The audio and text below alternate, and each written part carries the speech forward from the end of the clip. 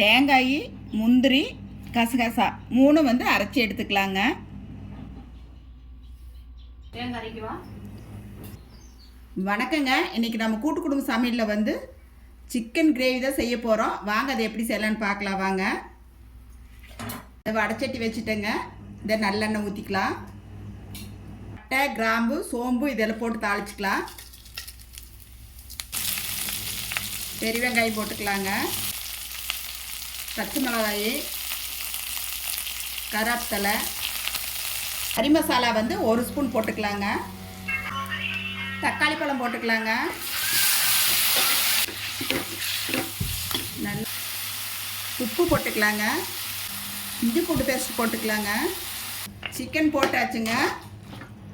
வீட்டில் அரைச்ச குழம்பு தூளுங்க, மிளகாத்தூள், மஞ்சத்தூள் இது 3 போட்டுக்கலாங்க. 3 போட்டுக்கலாம். இந்த மசாலா பொடியெல்லாம் போட்டு நல்லா வந்து பிரட்டிக்கலாங்க. சிக்கன் போட்டது வந்து ரெக்கார்ட் ஆகலை.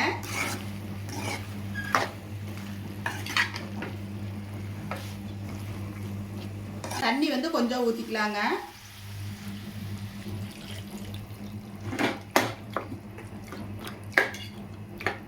வந்து தட்டம் போட்டு மூடி வைக்கலாம்.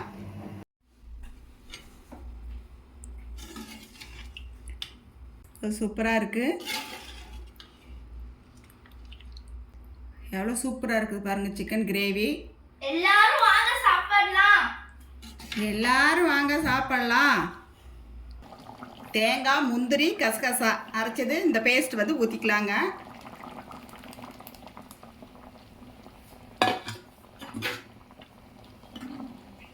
தட்டை போட்டு மூடி வைக்கலாங்க ஒரு 10 நிமிஷம். உப்பு வந்து கொஞ்சம் பத்தலைங்க, உப்பு போட்டுக்கலாம். சூப்பராக சிக்கன் கிரேவி ரெடி ஆயிடுச்சு பாருங்கள். மல்லித்தலை இல்லைங்க, இந்த கருவேப்பிலை தான் 2 கொத்து போடுறேன்.